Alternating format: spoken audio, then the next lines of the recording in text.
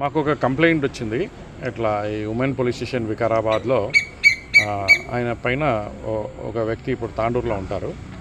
ఆయన పైన కేసు పెట్టడం జరిగిందని చెప్పేసి అక్కడ పోలీస్ స్టేషన్కి పిలిపించడం జరిగిందని చెప్పాడు. ఏమైంది అని అంటే ఈ పోలీస్ స్టేషన్లో ఆయన పైన ఒక 498A కేసు అంటే ఐపీసీలో రిజిస్టర్ చేశారు. అది పాతకాలంది. దాంట్లో మీరు రండి అని చెప్పారంట. సరే ఇక్కడికి వచ్చి చూస్తే అది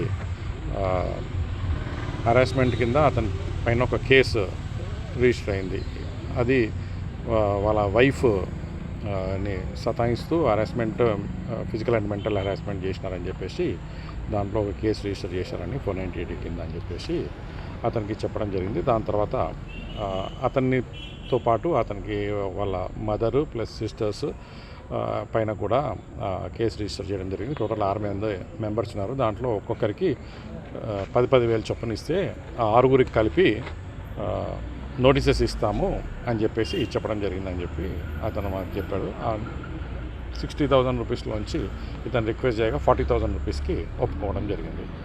ఈ 40,000 రూపీస్ లంచంగా డిమాండ్ చేయడం జరిగిందని చెప్పేసి ఎవరు అని అంటే ఇక్కడ ఉన్న ఇన్స్పెక్టర్ గారు సరోజ గారు, తర్వాత ఎస్ఐ రాణి గారు ఇద్దరు కలిసి 40,000 రూపాయలు డిమాండ్ చేశారు.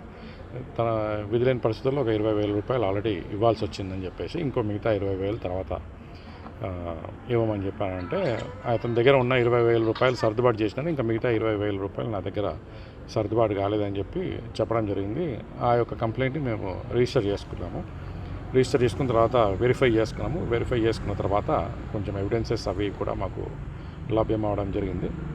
దాని తర్వాత ఈరోజు ఇక్కడ వచ్చేసి ఆ ప్రాసెస్లో ఎంక్వైరీ చేస్తున్నామండి. దాంట్లో సరోజ గారిని ప్లస్ ఈ రాణి గారిని ఇద్దరిని విచారణ చేస్తున్నాం ఈరోజు ఇక్కడ.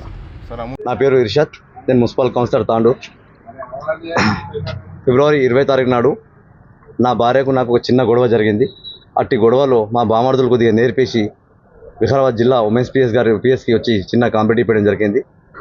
ఆ కాంప్లైంట్లో నన్ను కౌన్సిలింగ్ చేయకుండా ఒక్కటే రోజు ఇచ్చిన కాంప్లైంట్ 26 తారీఖున ఇచ్చిన కాంప్లైంట్ అదే రోజు కేసు బుక్ చేయడం జరిగింది. ఇక్కడ అదే రోజు కేసు బుక్ చేసి నన్ను పిలిచి అవమానకరంగా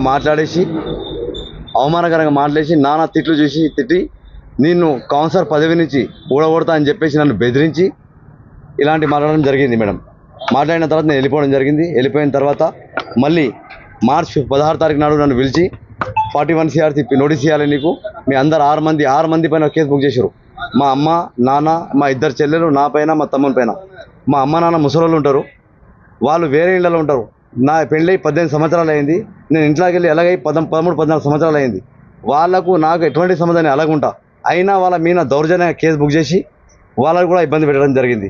ఒక చెల్లెలు హైదరాబాద్లో ఉంటుంది, ఆమె ఇక్కడ రాదు, ఆమె కూడా కేసు బుక్ చేయడం జరిగింది. ఒక చెల్లెలు ఇంకో ఇలాంటి దౌర్జన్యంగా సిఐ సరోజ మేడం గారు భయపెట్టి వాళ్ళ దగ్గర అవతల దగ్గర డబ్బులు తిని నా రాజకీయ పదార్థులు కూడా మా బామర్దులు ఎంట ఉండి వాళ్ళతో డబ్బులు ఇప్పించి దౌర్జన్యంగా నా మీద కేసు బుక్ చేపించిన తర్వాత 41 CRC బెయిల్ ఇస్తా అని చెప్పేసి నన్ను పిలిచి మళ్ళీ నలుగురికి మళ్ళీ 16 తారీఖు నాడు అందరూ రావాలని చెప్తే మేము నలుగురు, మా అమ్మ నాన్న నేను అందరం కలిసి వచ్చిన తర్వాత మళ్ళీ మా నలుగురితో సిగ్నేచర్ చేపించుకొని మీ ఇద్దరు చెల్లెలది ఏమైనా నన్ను అడిగి మిగతా మొత్తం కావాలంటే మాత్రం ఖచ్చితంగా ఒక్కరికి లంచంగా 10,000 చొప్పున 60,000 రూపాయలు ఇస్తేనే మీకు బెయిల్ ఇస్తా, లేకుంటే మీకు జైలు పంపిస్తా అని చెప్పేసి CI Saroja madam and SI Rani madam చెప్పడం జరిగింది.